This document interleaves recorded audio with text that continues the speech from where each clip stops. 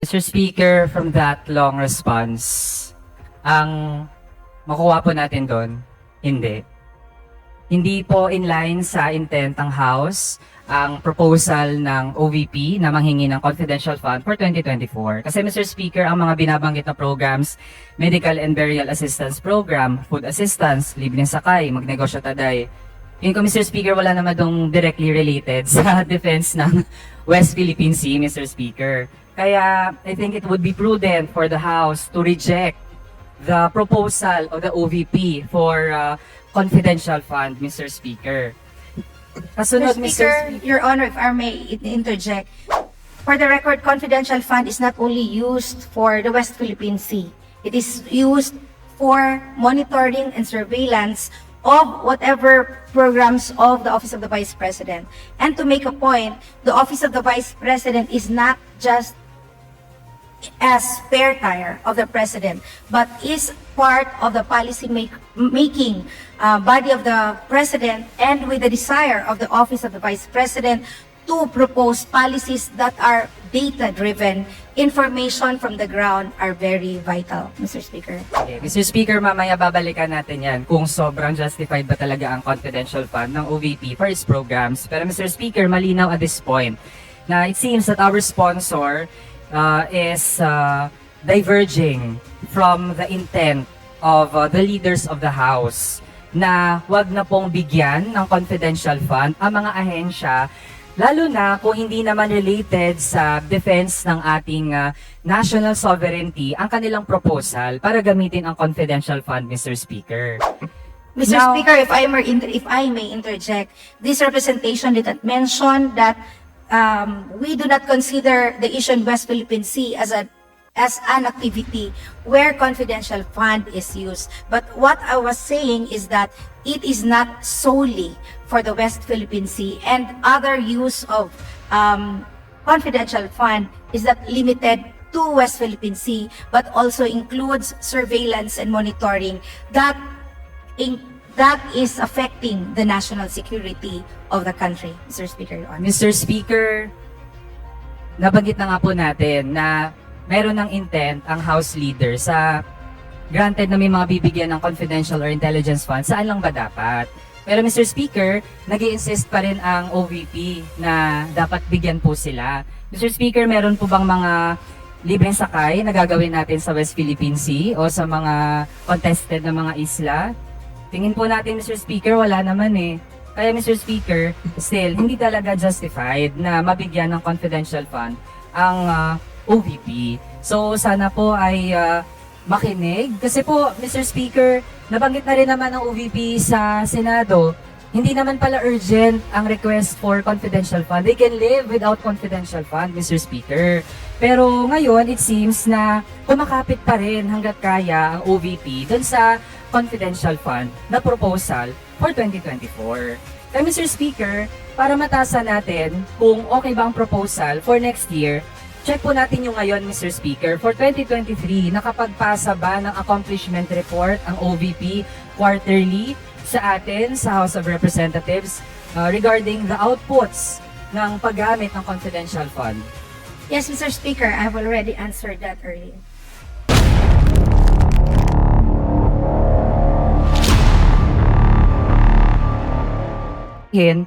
Ang pinapangako na ay susunod sa batas after ma-point out ng COA.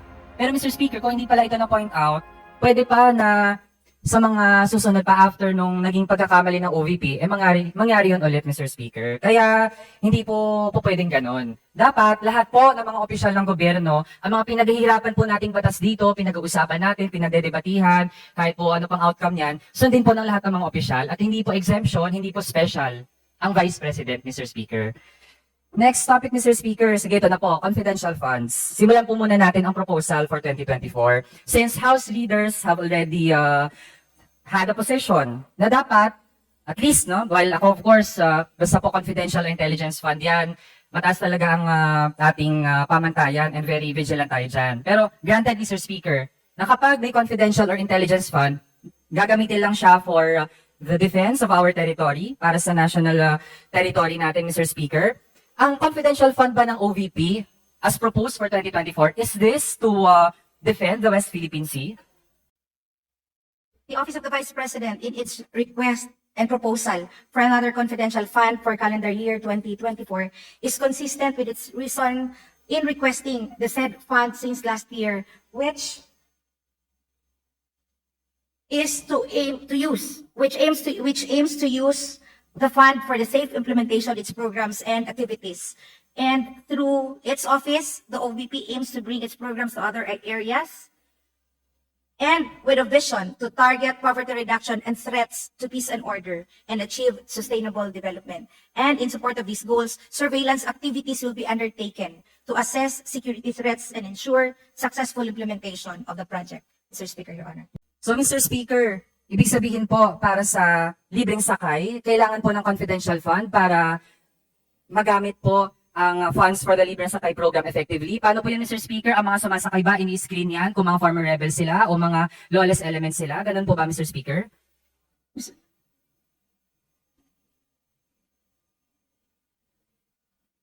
Mr. Speaker, Your Honor, the proposal for confidential fund is not for the implementation of Libreng Sakay, but for its monitoring and surveillance, because the OVP aims to bring its programs to other areas with a vision to target poverty reduction, threats to peace and order. And therefore, again, it's not directly used for the implementation of Libreng Sakay, but it is used for assessment, surveillance of the implementation of the program. Mr. Speaker, Your Honor. Mr. Speaker, yan din po ang sinasabi ng ibang mga ahensya. Halimbawa po ang mga nagkakonduct ng mga assistance programs, tapos mismo, Mr. Speaker, ang mga intelligence agencies. So kung yan po ang natitirang rason ng OVP to justify confidential funds, again, redundant talaga, Mr. Speaker. Tapos sobrang inefficient, Mr. Speaker, na para magawa ang mga programang ito, kailangan ng napakalaking confidential fund. Nasa 20%, Mr. Speaker, ng pondo para sa good governance projects ay confidential. Mr. Speaker, napakaraming mga kababayan natin nangangailangan ng assistance. Kahit po hindi tayo gumamit ng confidential fund to identify sino-sino ang nangangailangan,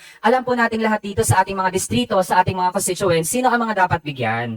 Kaya Mr. Speaker, kung makakakuha tayo ng kopya ng accomplishment report, sana po, kung proud naman ng OVP, paano ginamit ang accomplishment at yung confidential fund nito, Mr. Speaker, edi we dare the OVP ilabas po ang accomplishment report. Hindi pa nga po natin hinihingi yung exact na paggamit ng confidential fund. Kahit accomplishment report na lang po, Mr. Speaker, na naging effective ang Libre Sakay program, ang Magnegosyo Taday program, naging effective ito dahil sa confidential fund. Would the OVP provide us copies of the accomplishment reports?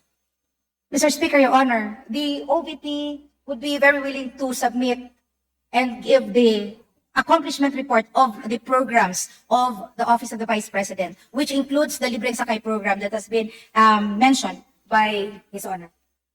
Sige, Mr. Speaker, dapat po sa accomplishment report reflected doon. Ano ang naging value ng confidential fund? Ano ang diferensya kung may confidential fund o wala? Kasi Mr. Speaker, as it seems, it actually won't make a big difference, Mr. Speaker, lalo kung ang daming mamamayan nangangailangan. Kung yung 500 million po, baka, Mr. Speaker, makumbinsi pa ako. Kung yung 500 million, dinagdag po yan talaga for the medical assistance o for burial assistance, Mr. Speaker. Pero kung hiwalay pa siya, hindi naman transparent paano ginamit, then, Mr. Speaker, our doubts will linger. Now, Mr. Speaker, ito po, we started with 2024, 2023, ito na po, 2022 confidential funds. Mr. Speaker, balikan lang po nating lahat.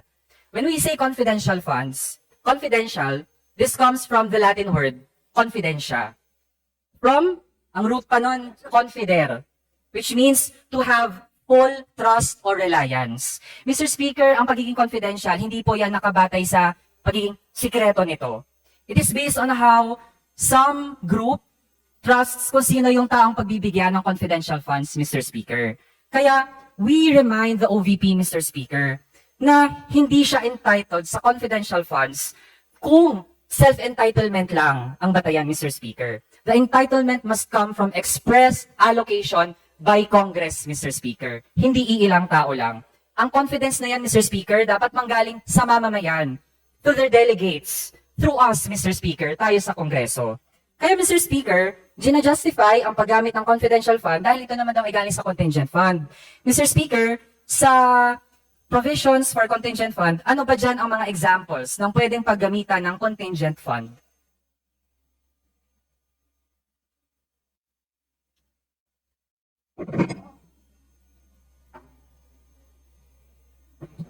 Mr. Speaker, Your Honor, first, thank you for the short lecture on the definition of confidential fund. And I respect that opinion of His Honor. While the question on contingent fund lies on the office of the DBM in terms of its technicality, for purposes of presentation, allow me to read the definition of contingent fund. Contingent fund covers the funding requirements of new or urgent activities or projects of national government agencies, GOCCs, and LGUs that need to be implemented or paid during the year, such as, but not limited to the following: legal obligation of the government arising from final and executory decisions of competent authorities, such as compromise agreements, arbitral awards, mediation, settlement agreement, and professional services in connection thereto. Second, requirements of newly created offices. And third, deficiencies in the appropriations for local and external travels of the President of the Philippines. Mr. Speaker, Your Honor. With that, Mr. Speaker, sa tatlong nabanggit na examples, meron po ba diyang confidential? Mr. Speaker, Your Honor, the Office of the Vice President has requested through the Department of Budget and Management for a fund, a confidential fund. As to the question of whether or not nakasakop ba ito sa definition ng contingent fund, I think it is under the turf of the DBM to answer the technical question of His Honor. Mr. Speaker, lawmakers po tayo. We have the capacity to try to understand what is written, especially that the General Appropriations Act, ito pong National Budget, Mr. Speaker, ang special provision on contingent fund, tayo din naman ang nag-approve nito sa Kongreso, Mr. Speaker. So, simple lang naman po ang tanong, Mr. Speaker. Sa tatlong examples, meron po ba diyang confidential? Sir Speaker, Your Honor, allow me to refer His Honor to the letter of the Secretary of the Department of Mr. Management. Speaker, to the dahil po Committee on kulang na po ang Appropriations. time ko, allow me. Ako na lang Because it susupply says ng in the sagot, letter, Mr. Speaker. the contingent fund is precisely to cover the funding requirements of new or urgent projects that need to be implemented during the year. And the Secretary of the Department of Budget and Management saw it necessary for the Office of Vice President to be granted the contingent fund as it is qualified to receive such. Mr. Speaker, sige po. Though ito po address sa DBM. Grabe naman po ang DBM, Mr. Speaker. Kinaya po nilang maghanap ng funding source para dun sa confidential fund. Pero PGH, Mr. Speaker, ang capital outlay zero. Hindi po mahanapan ng pang-capital outlay, Mr. Speaker. Pangalawa, Mr. Speaker, sa tatlong examples ng pwedeng paggamitan ng contingent fund, wala po doon ni isa, Mr. Speaker, ay confidential. Ang mga allocation for execution of decisions, number 1, number 2, requirements of newly created offices. And number 3, deficiencies for travels of the President. Lahat po nun, Mr. Speaker, auditable. Mr. Speaker, when we consulted ang mga legal experts natin, kapag po nagsusulat ng batas, o yung mga examples ay nakalatag naman at meron tayong gustong i-introduce na bagong pwedeng paggamitan, dapat, Mr. Speaker, consistent.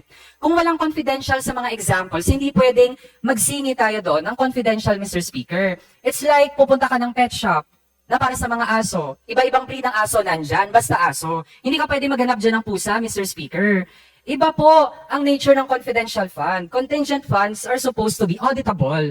Ang confidential fund, hirap na nga po tayo na ma-audit ito, Mr. Speaker. Kaya, mahina din talaga ang batayan na magkaroon ng confidential fund ang OVP noong 2022, Mr. Speaker.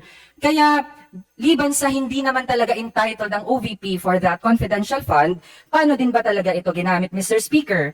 Let's end now with mental gymnastics, Mr. Speaker, to justify the use of contingent fund for confidential fund. So sige po, ito na lang kung mapapatunayang nagamit po ito ng maayos.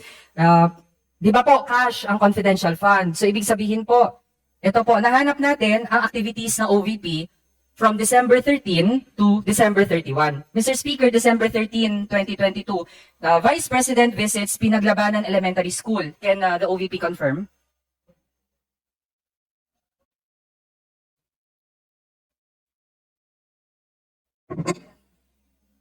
Mr. Speaker, Your Honor, at this point, we do not have a copy of the scheduler of the Vice President, but we will be glad to confirm that later with His Honor. Mr. Speaker, yung OVP po walang kopya or record ng sarili niyang mga activities, Mr. Speaker. Galing din po ito sa OVP website, Mr. Speaker. Mr. Speaker, Your Honor, we humbly request for extra time to get a copy so that we will be able to submit accurate date and information of the activity requested by His Honor. Sige, ito na lang, Mr. Speaker, para mas malapit sa VP natin. December 25, Families Traditional Christmas Gift-Giving Activity for the Dabaweños. Okay, Mr. Speaker, Your Honor, we will give you an accurate data, complete data of the activities conducted by the Office of the President. Vice Mr. President. Speaker, can't the OVP check its own website now to confirm? Welcome to the Philippine Government News Channel. Here, we bring you the latest breaking news and current events in Philippine politics. Get exclusive access to speech and video clips of President Ferdinand Bongbong Marcos Jr., as well as updates on Vice President Inday Sara Duterte. We strive to provide transparency and keep you informed about the Senate hearings and House of Representatives proceedings. Stay up to date with the political landscape of the Philippines by subscribing to our channel today. Don't miss out on important discussions and debates. Subscribe now.